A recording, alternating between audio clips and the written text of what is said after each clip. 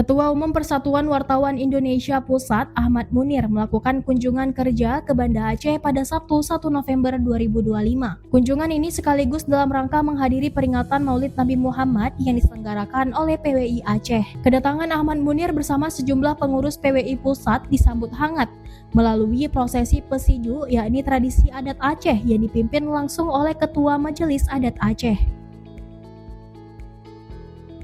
Prosesi tersebut menjadi simbol doa dan penyambutan, mencerminkan harapan akan keselamatan, keberkahan, serta kesuksesan bagi para tamu dari jauh.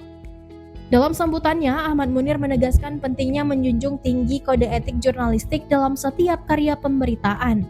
Ia mengingatkan bahwa prinsip keberimbangan berita dan cover both side harus menjadi pedoman utama insan pers di tengah derasnya arus informasi. Menghimbau kepada seluruh insan pers, terutama anggota PWI, untuk selalu menjaga integritas, kredibilitas, dan dalam menjalankan tugasnya harus sesuai dengan kode etik jurnalistik dan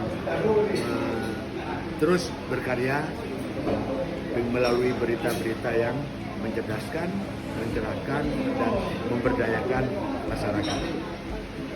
Melalui momentum Maulid Nabi ini, PWI berharap hubungannya antara PWI Pusat dan PWI Aceh semakin erat, sekaligus memperkuat peran pers dalam menegakkan nilai profesionalisme jurnalistik di Tanah Rencong.